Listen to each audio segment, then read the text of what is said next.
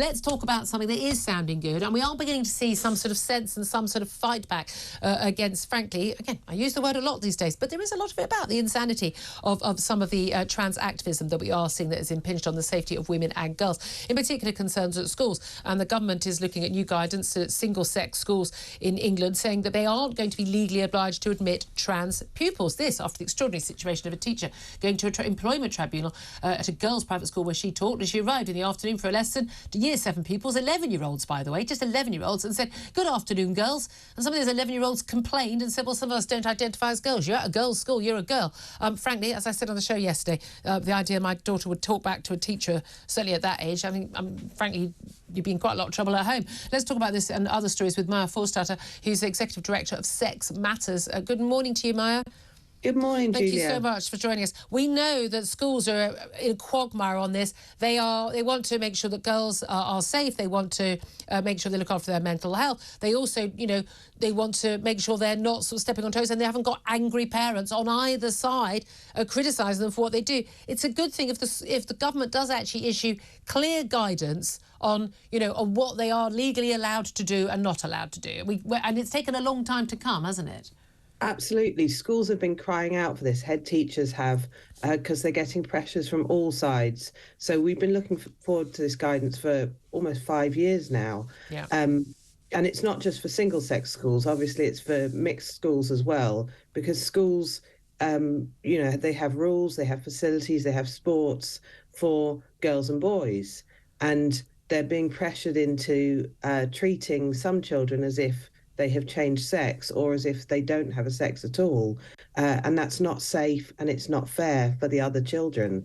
Yeah, I mean, this is the thing. And we've got lots of schools now moving into mixed-sex toilets. I mean, there's a reason why the toilets weren't, for both sexes. Boys want their privacy when they're peeing at a urinal. Girls don't want to see them. Girls, going through periods for the first time and want to be able to have some privacy as well. And also we've seen a horrific case of a girl, boys kicking in the doors of the loos to take pictures of the girls on the toilet. I mean, really terrifying stuff. That would be terrifying to me as a 54-year-old woman, let alone as a teenage girl. The schools have got themselves into a muddle, and we know one of the reasons they have is because they are under the influence of organisations like Stonewall, like Mermaids, organisations receiving huge amounts of taxpayers' cash and pushing a very clear political agenda, which is basically the idea that, well, we're all just assigned a sex at birth, assigned a gender, and you can change it at any time. And this is very confusing for children and, frankly, biologically wrong. Absolutely. And what we hope this new guidance from the government will say is that schools cannot socially transition children. That means they cannot admit a child who's male or female and treat them as if they're the opposite sex. Yeah. It's just not possible to do that. And then as the child grows up through the school, to have them expect that they will always be treated as the opposite sex. So if a child has gender issues and is having mental health issues because of that, the school should obviously be compassionate, make accommodations as far as possible in terms of, for example, if there is a unisex option for changing so that the child isn't made to feel uncomfortable. But they cannot say to that child, "We will treat you as the opposite sex going forward," because other children have rights as well. That's the thing. It's about that impact, isn't it? And the idea that you're transphobic if you speak up about it, as you were called, and you fought at an employment tribunal over it. It is extraordinary we've gone this far, and yet I do think we are seeing a much stronger fight back. A group of campaigners in the Women's Institute saying, no, we don't want this policy that will let trans women join. They're not women. It's a women's organisation.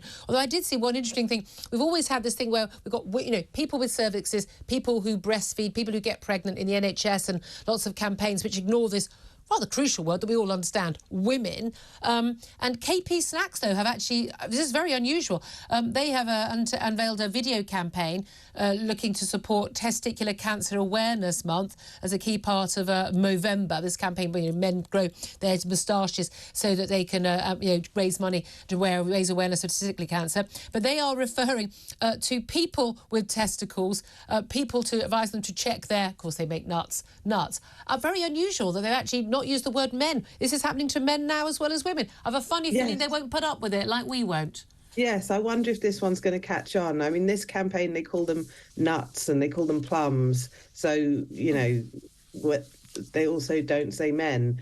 But I do wonder whether that's going to catch on. Yeah, absolutely. Maya Forstater, you've been a fantastic activist on this, speaking out long before it was fashionable. Maya Forstater from Sex Matters.